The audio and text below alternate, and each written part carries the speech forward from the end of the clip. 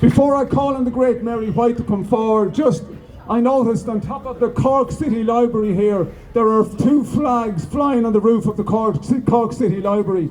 2 flags of equal standing. One is our national flag and the other one is the fantasy so-called Progress Pride flag.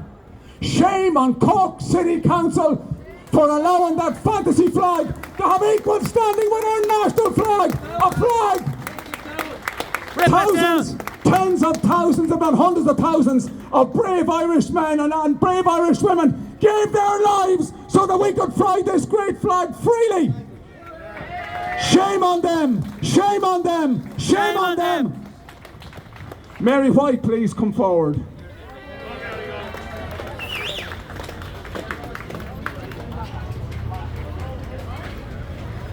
Muintir Corky, August Muintir na Héireann, Díomh mo chor de Gael. I'm delighted to see here today an array of our flags. These are magnificent symbols of our nation. The harp flag reaches back into the antiquity of Ireland, to pre-Christian times, and we have our beloved tricolour. We saw this flag and its beautiful colours fill the streets of our towns and our cities, and that was a lovely sight to my eye, and I think to many more people's eye. It unites us in our own country, and it unites us with our exiled sons and daughters, our diaspora, the multi-millions of our people who are scattered around the world. It is a unifying symbol, as is our Ora Naveen, and it is entitled to be protected, to be preserved, and to be celebrated with pride and with honour, and I'm sure all you good people here today will do so. We have seen recently, some people call them demonstrations, some call them protests. Whatever, it was a mass movement of multitudes of people come onto the street in opposition to destructive policies of Leinster House. The policies were deliberately devised. The destruction of the policies, which involved the increase, I suppose this really is the straw that broke the camel's back, was the increase in fuel costs.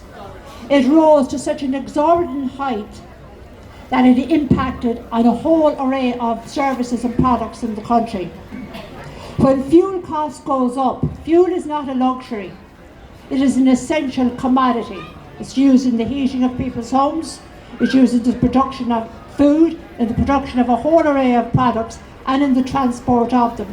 And when an additional cost is heaped on fuel, that is then reflected on all the products that you buy. So, the detrimental consequences of that is that it will collapse certain businesses. They will no longer function.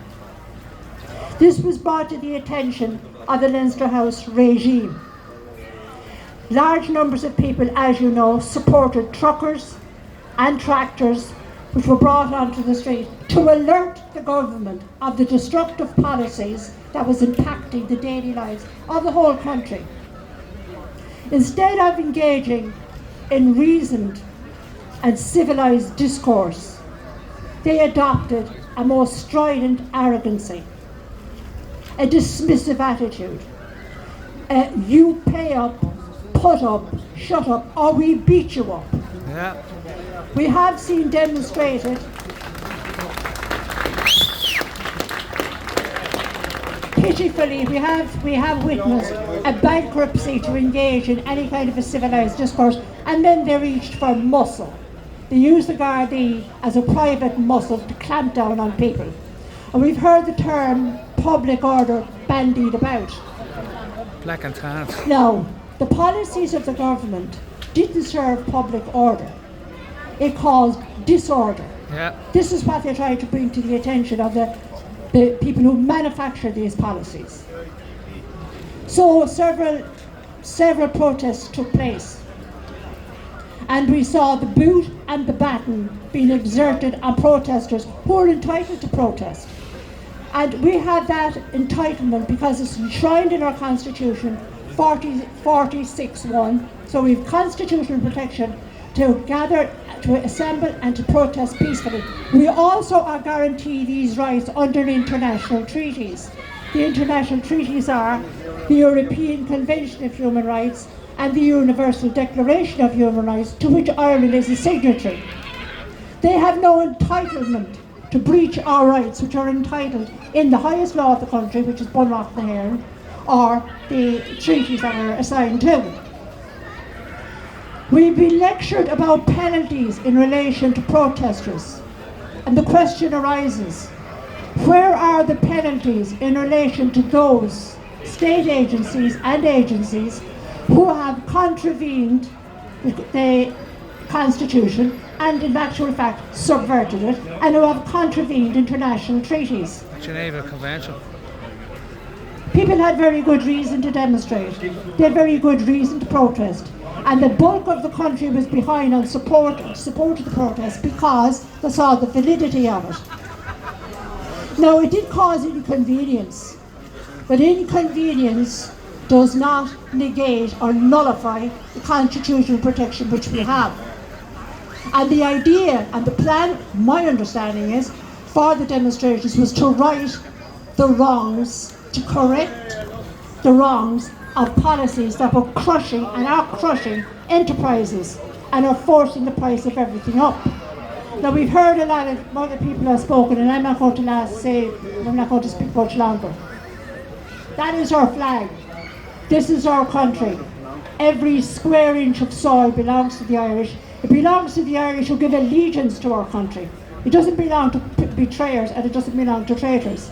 Every mountain, every lake, every river belongs to us.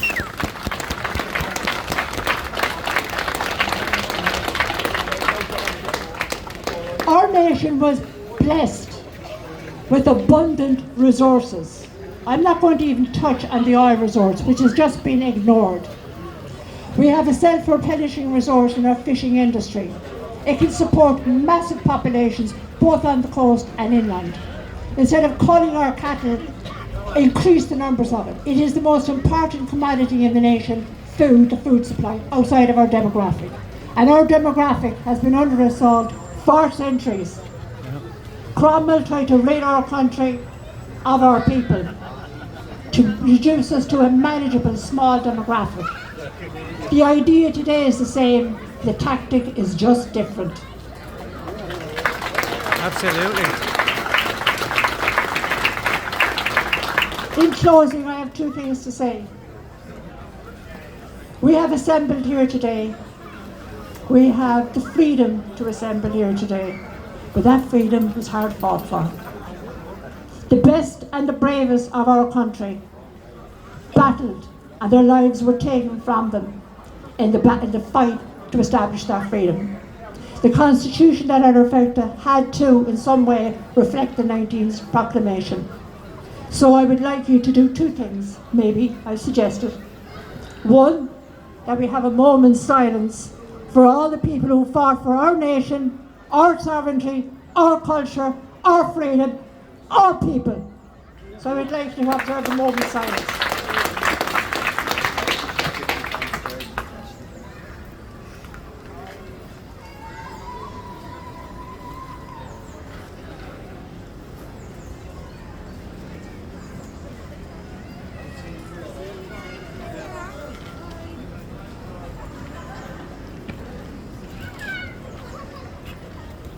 Thank you.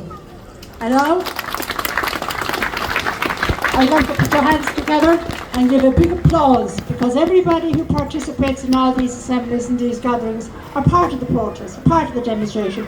And give yourselves a huge big clap for your valour, your courage and your commitment. We have a wonderful nation. All we need is honest, true management of the affairs, and we will be, and have the ability to be, the most splendid nation on the face of the earth. Going to be a marvel. Thanks, sir. Thank you. Very inspirational contribution. Can I just say that it's very clear that the Irish state is at war with the Irish nation, And by the Irish nation, I mean the real decent Irish people, the people of this country. There's a major chasm, a major divide between the Irish state and the Irish people. And I keep telling people that courage is contagious. And I think more people have woken up in this country over the last 2 weeks than have woken up in the previous 20 years. Very, very impressive, fantastic, it's great, but it's not enough. There are still too many of our people asleep. People that are unwilling or afraid to wake up and to realise that our country is literally being destroyed. We are losing our country in real time, and that's a fact. That's a sad fact. I wish to God Almighty that what I'm saying is incorrect or untrue. But ladies and gentlemen, we are losing our beautiful Ireland in real time. And what politician said recently or a couple of years ago that he doesn't believe in old-fashioned sovereignty? The scumbag. Traitor Martin. How dare our so-called leader say that? How dare our so-called leader say that he doesn't believe in old-fashioned sovereignty? What he means is, he believes in uncontrolled borders, mass uncontrolled immigration into Ireland. And so far, unfortunately, he's getting his way. But I want to send a very clear message to traitor Martin Slimy Harris, et al. Et al. It's important to add in the et al. At the end of it because they are not alone. There's a collection of traitors in Leinster House. And I have a message for the other politicians that are sitting idly by that don't agree with traitor Martin and Slimy Harris and the rest of them, et al. That you're as bad. The sin of omission is every bit as bad as the sin of commission. You're equally as guilty of betraying our great country. Absolutely. But Micheál, you know, it's important to remember that there are more of us than there are of you. Ladies and gentlemen, Mandy Larkin.